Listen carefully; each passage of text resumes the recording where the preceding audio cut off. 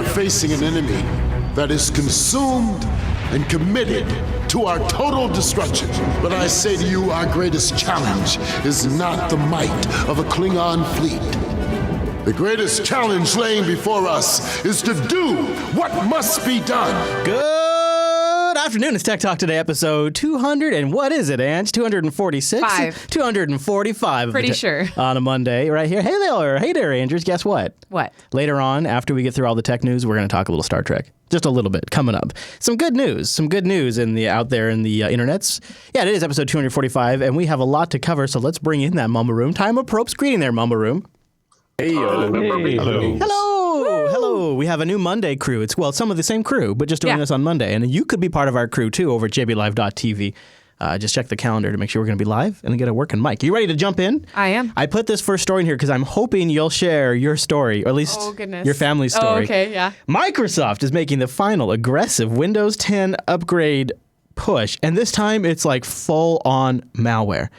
Check this out. When you close the little thing to close the notification, that you click the little X, Microsoft is now beginning to interpret that as an approval for upgrade. No. Yep. That's what this article says right here. Wow. Yeah, they switched on that. You know this personally. Microsoft switched on the automatically offered Windows 10 upgrade to recommended. So if you have the default Windows 7 or 8 Express settings, then you're getting the update automatically. And Microsoft did warn people back in February, I think. However, there is a generation that was not, necessarily warned, and that was my grandma. She can no longer get on her computer. It cannot It's still down as of this recording. Yeah, it's been like a week now. No, it's been a couple days, but no. It happened like on Tuesday. Saturday, I thought. No. The day before last. No. I don't even know what day it is anymore. But anyway, it's because her Netgear or something has to have an update now. That doesn't even something. That's what my uncle said. So she gets in the morning she goes to turn on her computer and it doesn't boot up properly. Is that what happens, or what happened to her exactly? It won't connect to the internet. So it did log in and she just didn't have internet connectivity. Yeah. That I thought she didn't recognize anything because it was Windows 10. Suddenly, Oh. And so I asked, why is she not, plugged into a network jack? Why? She just moved into a assisted living home. And apparently they don't provide network jacks. Wi-Fi only. And it's included in the rent, she said. And I could totally hear her saying that. No. Yeah. And so they updated the machine and then left her offline. Yeah. Oh, wow. That is a major bummer, too, because you'd think they would do a good device compatibility check before they'd... Yeah, well, and so right now what she's doing is she's getting all the apps for all of her finance trading things on her iPad. And using that instead. Yeah, and she's probably just not going to bother with the PC for a while? Because she can also do Facebook on the iPad. Yep, she already does. Yeah. I find it to be, Microsoft, though, is the worst at this right now. Apple has not been without fouls. This iMac right here, that the only thing this thing does is it runs the GUI for our Apollo hardware mixer. Mm-hmm. It's a software, it connects over Thunderbolt, and it's Mac specific. Mm-hmm. And I don't need it to do anything, so it's running 10.9.5. And the other day I came in here, and there's a little notification bubble that said, upgrade to the next version of Mac OS. And the only option I had, I couldn't dismiss it, the only option I had was Learn More, which launched the App Store and brought me right to the upgrade button. Wow. Didn't start the upgrade process, but there was no way to get rid of that notification without going there. Yep. That feels like it's over aggressive too. Mm-hmm. Yeah. Mm-hmm. So this whole thing is they're treating our desktop PCs now like smartphones. Yeah. Now, if you remember, go ahead. I was going to say, it's not like Apple doesn't have their issues with upgrading either. I think I upgraded the MacBook Air not too long ago and didn't have a wireless card working. Yeah. And this is hardware they know is going to be there. They released the Air. Right. They knew what hardware they had to support, and they still got it wrong. Yeah, it's true. I mean, nobody does those flawlessly, but the disrespectful approach of the Windows 10 upgrade, Hadia has decided for the computer in the back, she just wants to get a Linux box. Not because I talk about Linux all the time, but because the computer up front that runs Windows 7, well, she bought that computer specifically with the intent of buying with Windows 7. When she bought that computer with Windows 7, you had to go through hoops to get Windows 7 and get So the fact that now it's continually prompting her to upgrade is an insult. It's annoying, and so she doesn't even want to bother with that with the next computer. And I started talking about this with Wimpy from Linux Unplugged. And he's saying, yeah, I'm seeing the same exact thing. Small business owners who got Windows 7 and Windows 8 are getting these prompts, and they see these as tools for their business, not as pieces of awesome technology that are evolving and connecting to the cloud. They see it as a tool, and for them to have it constantly ask this is inappropriate. So yeah, I thought since we hadn't, I don't think we'd talked about that on the show since it happened to your grandma. Yeah, well, and I'm really hoping that we can just get her off of AOL at this point. Hold on. Oh no, hold on. Gotta get connected to the internet. Yep, that's right, folks. She's still What uses. kind of service, though? I'm assuming that's not her ISP as well. No, it's not. No, it's like I don't even not know. completely It's like an terrible. overlay thing, and she just has all of her things. Yeah, Welcome to the internet. So it's a browser and mail client, effectively, for her. Yes, exactly. That's what she uses it for. yeah. Now, But all of her bookmarks and stuff are in there. But that's why Yeah. we're Are trying Are they to using find. Blink? yeah, and they're using. What do you think their browser is? I think they used IE, they used to use IE. Yeah. I don't know if they still do, but I'm not sure. maybe they're using Blink now. But I don't know about Open. I'm trying to stay out of the tech support. For Yeah, her, good for so- you too. Yeah, right. Yeah, because that's a black hole. I don't mean to. I mean, you want to help your family out, but that is a black hole. This is going to be a black hole for millions and millions and millions of Chinese kids. Oh, wow. Microsoft has finally found a legal path to get Minecraft on PCs in China. This is something they've been working on for a What while. was the problem?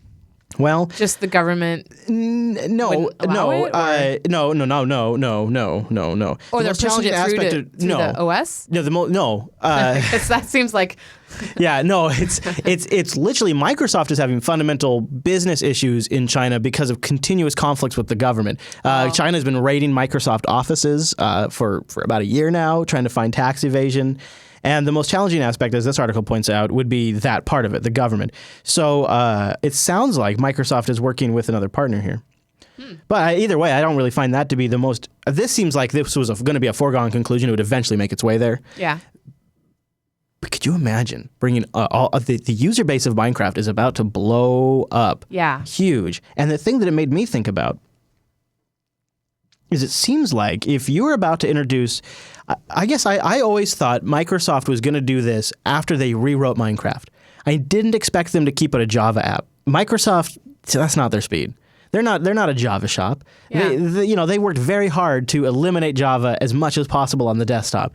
They even created their own Java virtual machine to make Java incompatible, to make incompatibilities between Java, to make Java a shit show. Like Microsoft is so anti-Java that I thought they would rewrite it and then relaunch it. But instead, they seem to be keeping the Java version, and now they're going to ship it to potentially like 1 billion new users. Well, I think they have two. I think they have a. I think they still yes. support Java, but then I Well, think there's they the do Pocket have Edition and the Xbox Edition, which is not written in Well, Java. no, my PC, on my computer, it says it doesn't need to use Java anymore. I think it's because it has the runtime included. I think it's definitely still Java. Oh, okay. Yeah. And it's simply because Microsoft bought Mojang, and Mojang was Yeah. a Java shop. Right. And if Microsoft had created Minecraft from the beginning, they probably would have written like .NET or something. Like they, I don't know. I find this to be it's amazing. Steve is going to China, and he's going to be on computers and smartphones thanks to a licensing deal with an existing publisher in China that already has the legal framework worked out with the government. Nice.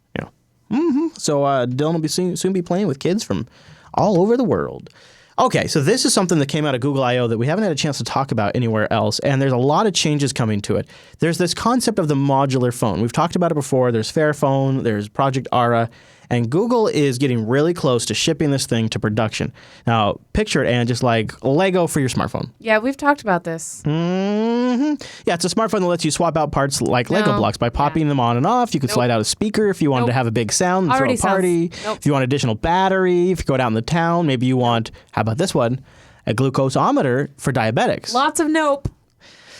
Sensors to measure air quality. No. Oh my gosh. Yeah. Yeah, well, so the thing has gone from like every component will be replaceable to now what they're going to have is a frame that has the built-in memory, CPU, and sensors. And those will not be modular components. And then you can snap on things like speakers, batteries, camera lenses. All of those will then have to work within the frame of the Yes. phone, Yeah. which may or may not limit what those accessories can do. In past years, the modular tech failed repeatedly in demos, and it would even fall apart when they drop it. But now they think they've got it to a spot where it's pretty cool. Like, check out. Okay, so here's a cool tech. So this is a tweet. So the audio is not great because it's just somebody's getting on their phone. But this is the demo at Google I/O, and they can, using voice, tell the camera to eject off the back of the phone. Check this out. Okay, Google, eject the camera.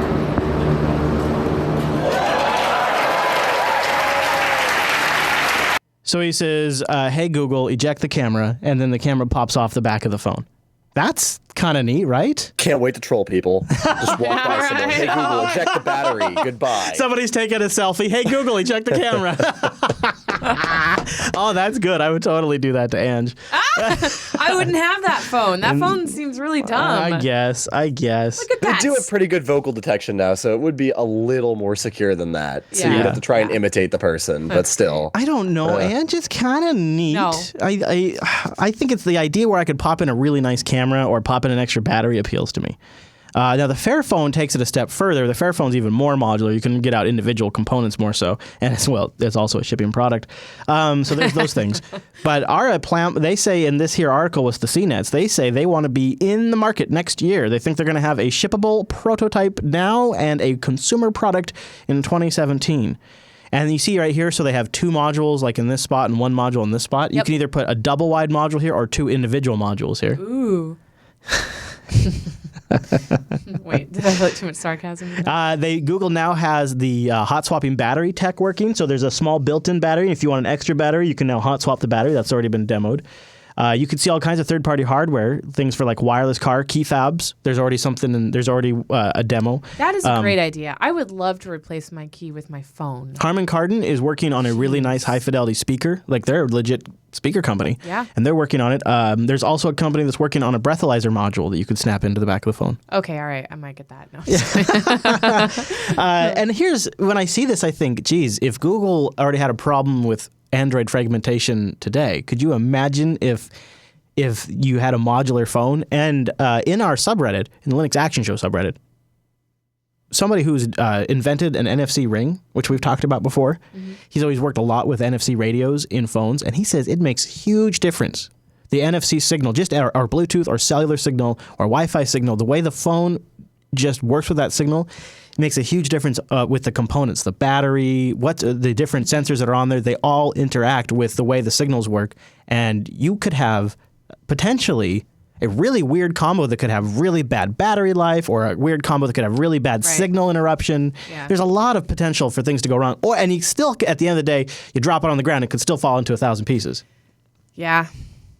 I don't know. I don't know what they think they're doing. Here's where it appeals to me, and this is why I like the Fairphone a little better.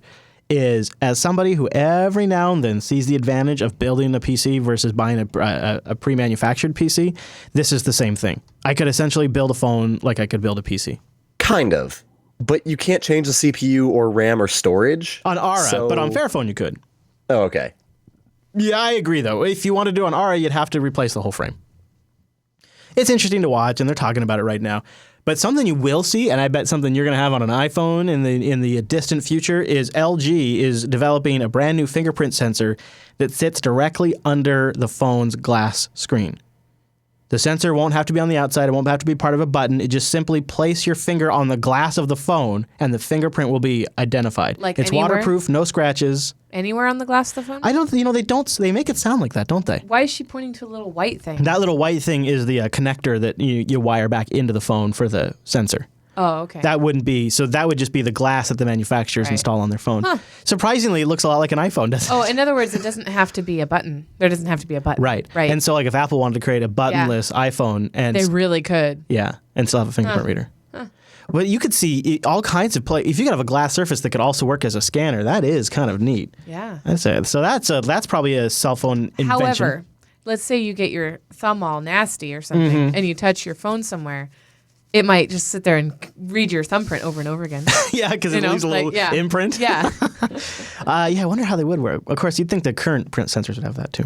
Maybe heat, along with heat detection. You could also go 180 degrees the other direction of this new stuff. It's happening. It appears that the Moto Razr is going to attempt a comeback. You remember the Razr? Yeah. I saw an article the other day of like things that people of the 2000s don't know were cool or Yeah, anyway, this was this flip phone. The Motorola Razr was a popular ass flip phone. It was huge before we got away from feature phones. Yeah. And they have a horrible. I'm just gonna play a couple seconds for you. A horrible ad for it. Look at. It's like it tries to be like early 2000s. Hey, she's totally just jealous. Yeah. Everybody in high school is walking around talking on a Moto Razr for some reason. Yeah. You're gonna get pulled down with that song. Oh, is that a real song? Yeah. Oh, okay. I don't know. I didn't know if that was a commercial song or not. I thought maybe it was so crappy. I thought they made it up for this ad. And so they say on June 9th we should tune in, talk to you later, and it uses the old text, when you only could text with number keys. Yeah. Wow. Mm-hmm. That's crazy because it was popular when we were in high school. Yeah. That is when we started seeing it. Yeah, and a little bit afterwards. And then there was a boom. Like even our family members had it. Mm-hmm. Anybody in the mumble room tempted by a Moto Razr or a feature phone like it? So I know people who would be. I actually have a friend whose dad bought like 30 of them on eBay because he can't get over the design. It's like his favorite phone. Oh my god! And so I could see him actually buying some of the new ones. Is there any advantage to the new ones? Well, I don't know. They haven't told us More what battery life because the haven't chips are better? How about better screen resolution? Better the screen sucked on that thing. I don't know if the screen was it was a 480 by 320 display, 3.2 inches with a 1700 milliamp battery, and it supported up to 4G. This is a nostalgia piece for me because I remember all my friends had these in the early 2000s, and they constantly put them in their pocket and sat on it. And broke the I remember that. screen, Yeah. Or the phone or the camera lens. I think for this to come back, it's going to be for nostalgia for people that before smartphones came out, there was this, and this was the pinnacle of, flip phones. You know what? This should be Dylan's first phone. Yeah, I think that's also sort of the implication there. Honestly, I could if they sold this at a super reasonable price, I could see putting it on Ting or something. I mean, we have had a lot of people in the audience who switched back to flip phones and feature phones. One guy wrote in one time said, "I just if I have a smartphone, I can't get away from email. So I just need my phone for emergency texts and calls, and that's why I got a feature phone." That makes sense to me if you're having that problem. Speaking of problems with smartphones, it looks like it's possible to triangulate users on Grindr, which I would think would be applicable to other dating sites too. But the research was done with Grindr, which is for gay men who want to hook up. And check this out. This makes so much sense. It's obvious when you think about how the researchers are doing this. So Grindr's got more than 10 million users, and there's this technique called trilateration. It's where you take Grindr or a similar app, and it tells you how far away someone is from you. Mm-hmm. No, this person you might like to date is 8 miles from your house or 10 miles away from your house.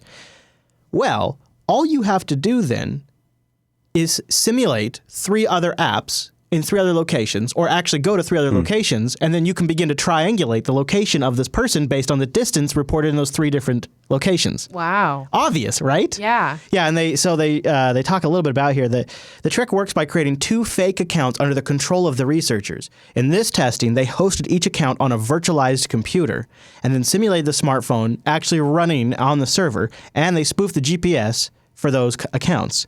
The trick could be done almost as easily with any Android device running GPS spoofing software like fake GPS. You don't even have to run on a server like they do.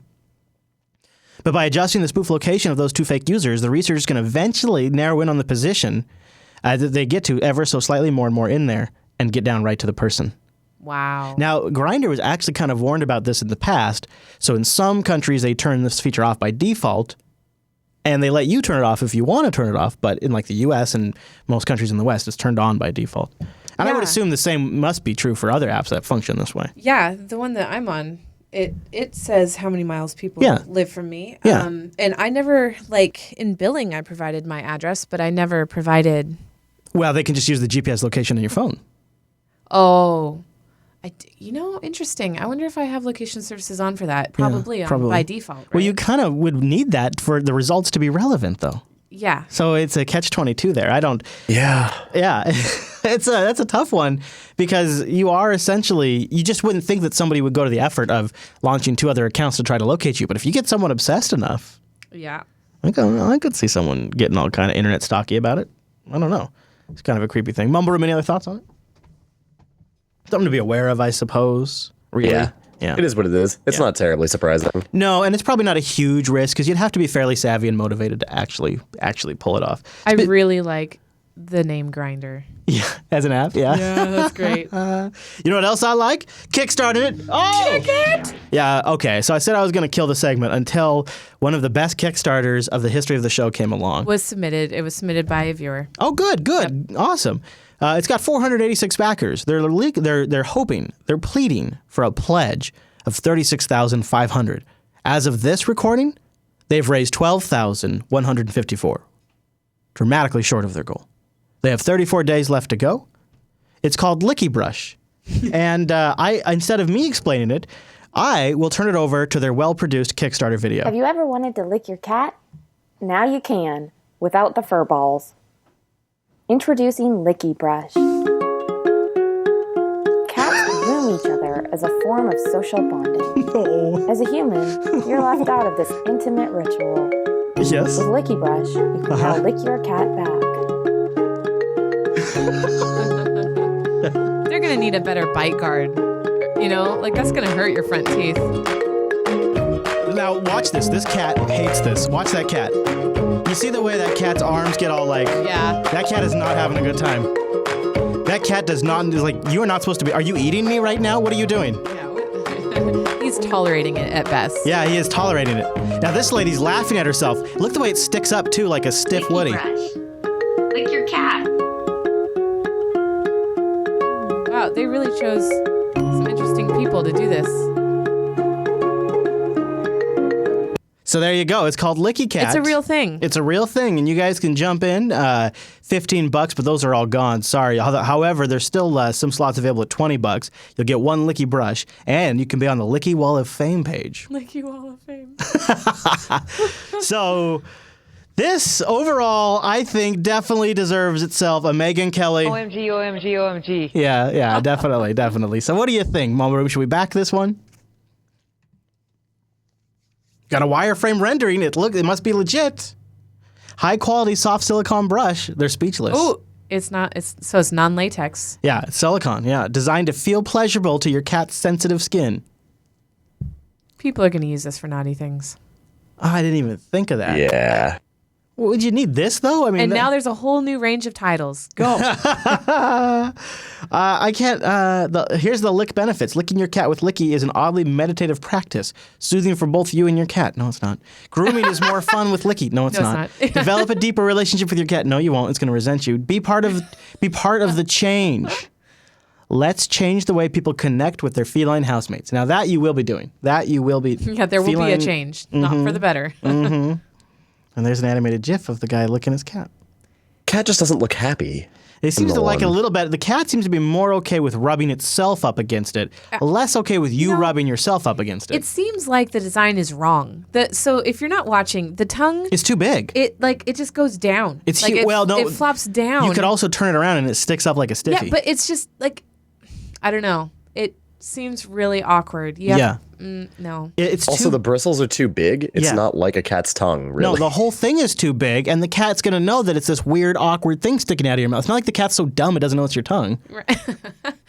It's, I mean, I don't... Yeah, you see how that one, it's sticking up like a Woody right there? Yeah. What my dog would do with this. You know what's funny about that is like when a dog barks at somebody knocking at the door and then you yell at the dog because they're barking, the dog's probably thinking, yeah, you yell too. Yeah, right. You know, like there's totally. things that we don't understand about animals. Yeah, I mean, a Licky Brush is interesting. It's an interesting idea. And if you want to really go whole hog, and I recommend you probably would on something like this. Send us a GIF. $124, you get the Crazy Cat Person Pack. You will get 10 Licky Brushes. What? Why would you need 10? Because you're a crazy one cat person. One per cat? I mean, like, or do they go bad? Like, well, you wouldn't want your tongue to smell like another cat's fur. First in line shipping and the Licky Wall of Fame. Okay. You also are part of the change in the cat grooming landscape. Oh my gosh, where's the fail music? We need to, are we officially declaring? We're officially declaring not victory? All right. I mean, it's a great submission. Yeah, that was a good one. That was All right. And we also, just for additional good measure here, Yes, that's what I was looking for. The dramatic one? Yes. Yeah, that closes the segment. Now, speaking of things that you can fund, the network. Patreon.com/today. Jupiter Broadcasting could use your help. We've been posting some live stream exclusives over there. There is this week's Linux Action Show, and there was TechSnap. You know, we've never released outtakes. We've never done any of that stuff for TechSnap, so this is a big deal. And I think people you get to see Alan troubleshooting with his broken favorite. Did you know Alan has a favorite USB port on his computer? Yeah, he talks about his. I'm not surprised. I know. He talks about his favorite USB port and how he broke it before the pre-show of TechSnap. So that's worth it right there. Patreon.com/today is where you help fund, invest, etc. in the network. It's really important to us, and it's a big direction we want to go in 2016. And to make up some of the gap in how much we appreciate you guys, we are trying to post those videos out there a couple times a week just to give you additional content. It's the least we can do because we really appreciate your support. And we do have that new cord cutting level. Yep, which you can find on any of the social networks if you follow us on Twitter or wow, I'm losing it. Twitter, Google+. Facebook, Google+. Yeah. Yep, if you follow us on any of those, I did put up a new banner that we have the cord cutter level. I forgot that Facebook was a thing. That's still a thing. That's It good. is. Turns out. Yeah, turns out. And also, speaking of crowdfunding, just not really tech news, but as a Star Trek fan, I was glad to see that there's this fan series called Star Trek Axanar, I think is how you say it or something. It's got a bunch of big Star Trek names behind it. It's a fan flick that they've been making, and finally it sounds like the fan flick and CBS and Paramount are coming to an agreement. It looks like they'll be dropping the copyright infringement lawsuit against Axanar Productions, which was a crowdfunded too initiative, by the way, speaking of crowdfunding. So it's good to see that happening and working out. And if you guys didn't see this week, the new Star Trek television show got a teaser. I'll play just a brief moment of it so maybe we don't get taken down. New crews, new villains, new worlds, and new heroes.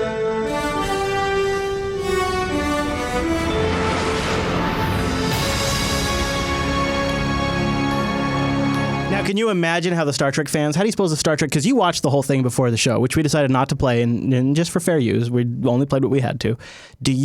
But your impression, since you watched the whole thing, what do you think? Star Trek fans super excited, super scared? What do you think? Well, it's definitely a mixed bag. Yeah. Some will be just excited for new Star Trek. Yes, that's where I'm at. But others will be but nostalgia, and nothing from the old is going to be brought to the new. Oh, man, you nailed it. And they are so upset, those ones. They are so upset about that teaser trailer. It's funny. Chris is freaking bipolar over here. He's seriously both sides. I do sort of see both sides. However, I went back in time. And I wanted to get a little perspective because that's what you call a teaser trailer. It's not coming out till early 2017. And there's no assets from the actual show. They don't have any they don't have a ship yet. They don't have none of that stuff done. So the promo department just throws these things together to create something. Mm-hmm. And so I went back in time to look at past Star Trek teasers when they're at this point in their production status, and I found this teaser trailer for Deep Space Nine, which is so bad. and so not even close to what the show is at all, that I thought for you fellow Star Trek fans that are losing your S over this teaser trailer, I want to play this for you to give you some perspective, to help you reach your zen point until the next Tech Talk Today. So join us, jblive.tv, for next week, jupiterbroadcasting.com/calendar to get that converted to your local time, and techtalktoday.reddit.com is where you go to submit content like Kickstarters, news stories, end of show clips. techtalktoday.reddit.com. Andrew, is there anything else you want to plug before we go? Nope. Okay, follow the network at Jupiter Signal. We'll see you back here next week, and enjoy this blast from the past. Literally like a blast from the past.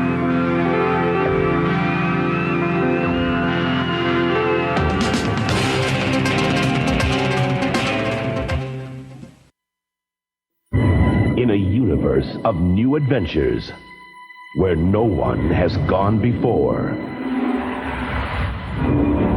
imagine Star Trek Deep Space Nine, coming to your quadrant January 1993.